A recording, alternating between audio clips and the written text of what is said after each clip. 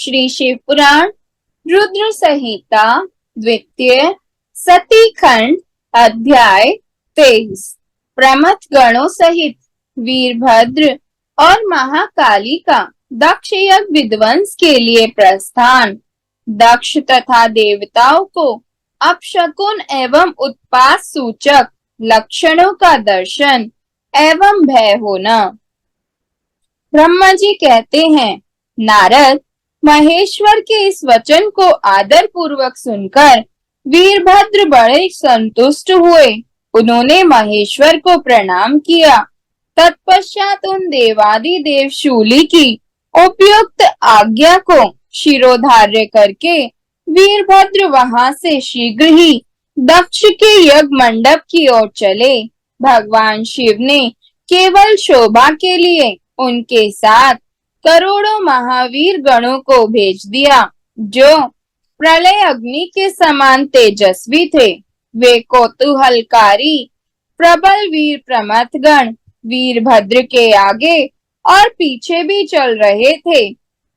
काल के भी काल भगवान रुद्र के वीरभद्र सहित जो लाखों पार्षद गण थे, उन सब का स्वरूप रुद्र के ही समान था। उन गणों के साथ महात्मा वीरभद्र भगवान शिव के समान ही वेशभूषा धारण किए रथ पर बैठकर यात्रा कर रहे थे। उनके 1,000 भुजाएं थी।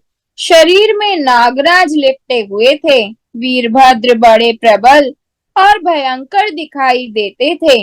उनका रथ बहुत ही विशाल था। उसमें 10,000 सिंह जोते जाते थे, जो प्रयत्न पूर्वक उस रथ को खींचते थे।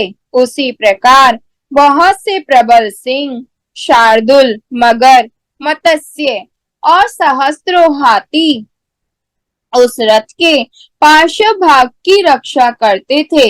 काली, कात्यायनी, ईशानी, चामुंडा, मुंडमर्दिनी, भद्रकाली, भद्रा, त्वरिता तथा वैष्णवी इन 9 दुर्गाओं के साथ तथा समस्त भूतगणों के साथ महाकाली दक्ष का विनाश करने के लिए चली। डाकिनी, शाकिनी, भूत, प्रमथ, गुहाक, कुष्मांड, परपट, चटक, ब्रह्म राक्षस, भैरव तथा क्षेत्रपाल आदि ये सभी वीर भगवान शिव की आज्ञा का पालन एवं दक्ष के यज्ञ का विनाश करने के लिए तुरंत चल दिए।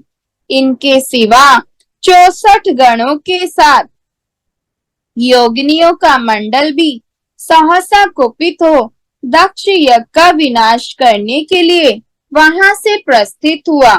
इस प्रकार कोटि कोटि गण एवं विभिन्न प्रकार के गणाधीश वीरभद्र के साथ चले। उस समय भेरियों की गंभीर ध्वनि होने लगी। नाना प्रकार के शब्द करने वाले शंख बज उठे।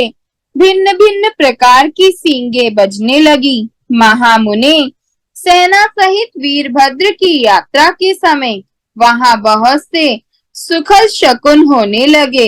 इस प्रकार जब प्रमथ गणों सहित वीरभद्र ने प्रस्थान किया, तब उधर दक्ष तथा देवताओं को बहुत से अशुभ लक्षण दिखाई देने लगे। देवर्षि यज्ञ विध्वंस की सूचना देने वाले त्रिविध उत्पात प्रकट होने लगे। दक्ष की बाईं आंख, बाईं भुजा और बाईं जांघ भड़कने लगी। तात वाम अंगों को वह फड़कना सर्वथा अशुभ सूचक था और नाना प्रकार के कष्ट मिलने की सूचना दे रहा था। उस समय दक्ष की यज्ञशाला में धरती डोलने लगी। दक्ष को दोपहर के समय दिन में ही अद्भुत तारे दिखने लगे। दिशाएं मलिन हो गईं। सूर्य मंडल चितकबरा दिखने लगा। उस पर हजारों घेरे पड़ गए, जिससे वह भयंकर जान पड़ता था। बिजली और अग्नि के समान दीप्तिमान तारे टूट टूट कर गिरने लगे और भी बहुत से भयानक अपशकुन होने लगे। इसी बीच में वहां आकाशवाणी प्रकट हुई।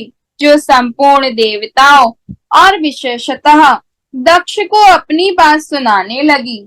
आकाशवाणी बोली, ओ दक्ष, आज तेरे जन्म को धिक्कार है। तू महामूढ़ और पापात्मा है। भगवान हर की ओर से आप तुझे महान दुख प्राप्त होगा, जो किसी तरह टल नहीं सकता। अब यहाँ तेरा हाहाकार भी नहीं सुनाई देगा। जो मूढ़ देवता आदि तेरे यज्ञ में स्थित हैं, उनको भी महान दुख होगा, इसमें संशय नहीं है। ब्रह्मा जी कहते हैं, मुनि, आकाशवाणी की यह बात सुनकर और पूर्वोक्त अशुभ सूचक लक्षणों को देखकर दक्ष तथा दूसरे देवता आदि को भी अत्यंत भय प्राप्त हुआ। उस समय दक्ष मन ही मन अत्यंत व्याकुल हो कांपने लगे और अपने प्रभु लक्ष्मीपति भगवान विष्णु की शरण में गए। वे भय से अधीर हो बेसुध हो रहे थे। उन्होंने स्वजन वत्सल देवादिदेव भगवान विष्णु को प्रणाम किया और उनकी स्तुति करके कहा,